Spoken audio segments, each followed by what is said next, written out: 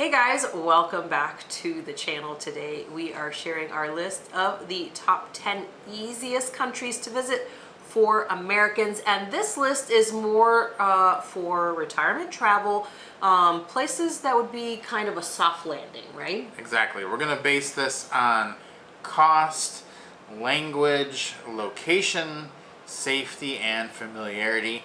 So this is a list of 10 places you can go if you're starting out or you have one of you is apprehensive about traveling, you want someplace easy. These are going to be the places that are the easiest, and we're going to break down why each one was easiest. Some of them will be self-explanatory, but let's jump right in. Number 10 on the list is going to be Indonesia, and specifically Bali in Indonesia. That is the place. Yeah, and like we said, so let's break this down. As far as cost, this is going to be fairly inexpensive. Best, yeah. Probably the least expensive on the list. But language also pretty good as far as the list is concerned.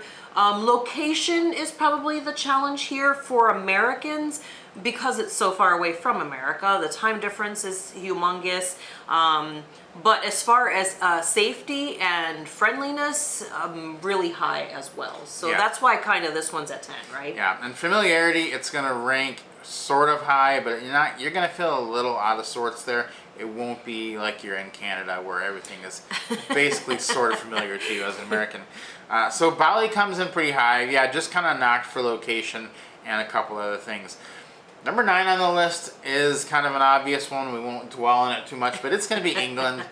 England is very easy to visit for Americans. Now, we put off visiting England because we thought it would, I don't know what we thought it would be, but it wasn't what we thought when we got there. We loved it. We absolutely love visiting England, but it is very easy. As an American, you do feel at home in England. Yeah, you know, it's funny because you think, well, English. It's not the same. There are obviously some differences of the words that are used for different things, but honestly, you know, it's a very low learning curve as far as that's concerned. I mean, for the most part, everybody's going to understand what you're saying, and you're going to understand 99% of what people are saying to you in England. And it, you know, everything else is pretty. The cost there now, that might be a little bit of a hindrance, which is why it's at number 9. You know, we already talked about the language. The location, it's not that bad because it's not that far away from the US, so it's not a super long flight.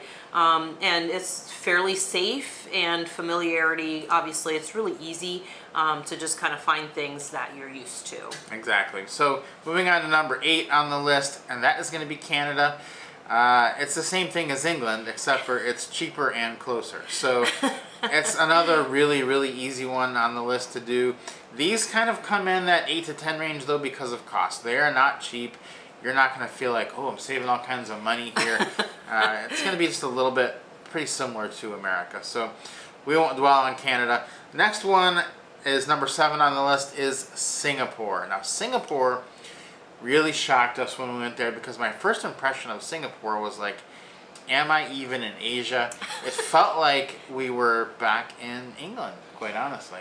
Yeah, it was really an interesting experience there. We really loved it. It was so cool the way the cultures have kind of mixed there. There's several cultures that have contributed to what is now Singapore. And one of the great things about it is that they use English so much, although they do also use a lot of what is called Singlish, a mix of Singaporean and English. You do understand a lot of it, really, which is really quite interesting. This one is, again, at number 7 because of the pricing. Pricing is high, yeah. You're going to find it expensive. It is super safe, though, super familiar. Language is absolutely no problem. It's just the cost and the location. Those are the only 2 things holding this back from having a higher ranking on this list. So let's start to move on to, those were mostly the high cost places. Now we're moving into the places where the cost is going to come quite a bit down. And number 6 on the list is Italy. That's a shocker to a lot of people because you think Italian vacation might be expensive, but actually going to live in Italy for a month, 2 months, 3 months, not that expensive at all. And it's not that far away. It's fairly safe, fairly familiar, and you're not going to have too much it's kind of a middle ground of everything. It really is. It's a mix of kind of all of the things we have on our list of criteria, with it being as close as it is. Yes, so many people there speak English, or you can easily communicate with people all over the country, not just in the really big cities. We've been to a lot of, kind of more smaller villages and such. So it's really nice, but the big thing here is the surprise that Italy is very budget friendly. Number 5 on the list is going to be Vietnam, and Vietnam excels in some of these. It is probably the cheapest, along with Indonesia on the list by far. It is extremely cheap in Indonesia. Language, if you are in Saigon, you're not going to have a huge problem with language. Tons of people there speak English. Lots of stuff will be in English, but it won't be, like England or Canada to that degree. Location is a tough one. It is halfway around the world. You will have a hard time getting there. Safety, very safe. And then familiarity, you can find more stuff there than you would think. And so it's really not that unfamiliar visiting Vietnam. Yeah, I think that was a big surprise for us when we first visited Vietnam. The first place we went to was Saigon, Ho Chi Minh City, and they had so many cool things there that we were not expecting. I mean, one day we were talking about how much we miss deep dish Chicago pizza, and they actually had a place in Saigon it was phenomenal. It was just like you would have in Chicago. You probably wouldn't have known the difference if you tasted side by side. Really great. So Vietnam has a ton to offer, and that's how come they come in at number 5 on our list.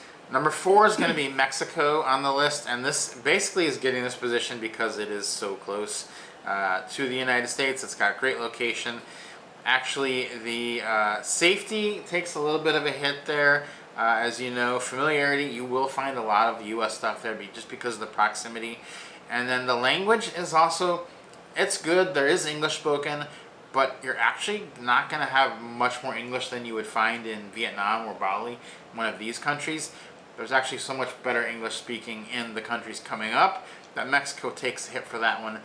Cost is pretty good, but it does have that top spot in the top 5 because of location. Obviously, it is right next to the United States. Yeah, the location is is pretty easy to not mark it down for being right next door. But I think the thing here too is you get a little trade-off on the language there as well, and on the safety also. If you're looking, there are some cities that are super safe, but then that's going to cost you because they know that they're super safe and people want to be there. So of course it's going to be more expensive. So that's how come they're at 4. These top 3 are kind of the top 3 by far. They are pretty easy landing spots for an American.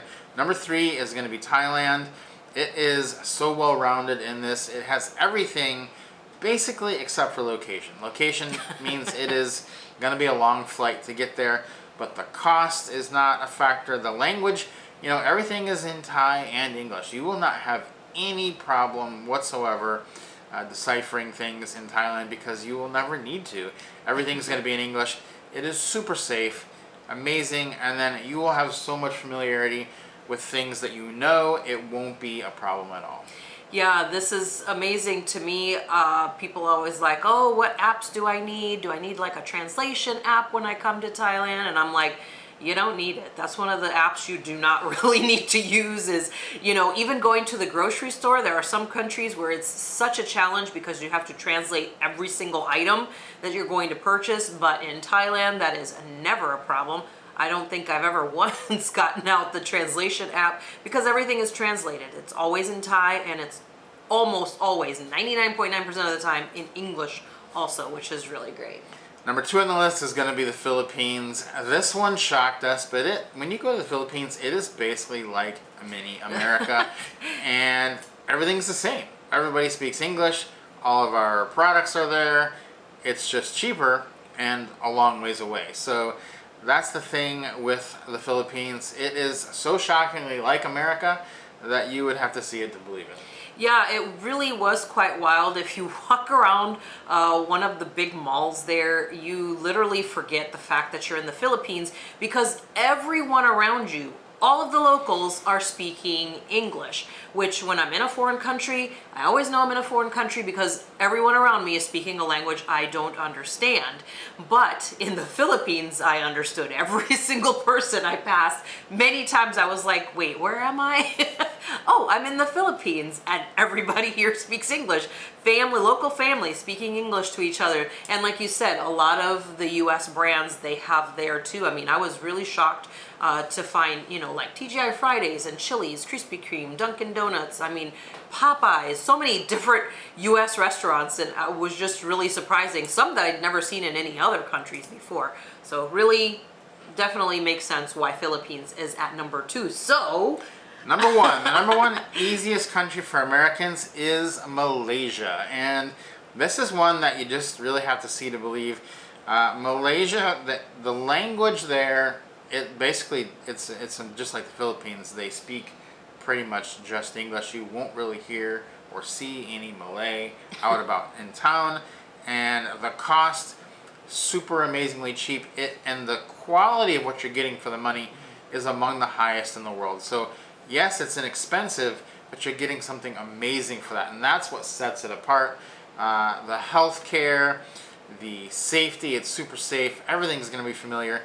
It, again, like the other top ones, takes a little hit for location, but other than that, it is a very easy place for Americans. Tons of other expats there as well. yeah, it ranks so high on all of the other things that, the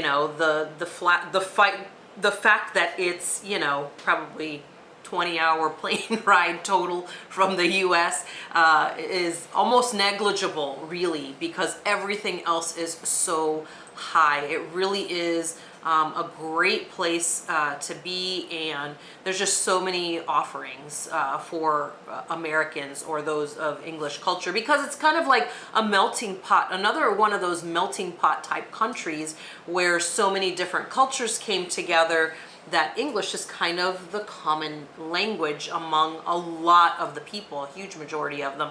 So it really does make it easy to place Malaysia at number 1. Yeah, so these are our top 10, and if you're just planning this out and you're planning on where you're going to go, we do recommend starting with 1, 2, 3, or 4 of these to kind of get your feet wet before you jump into some of the tougher countries.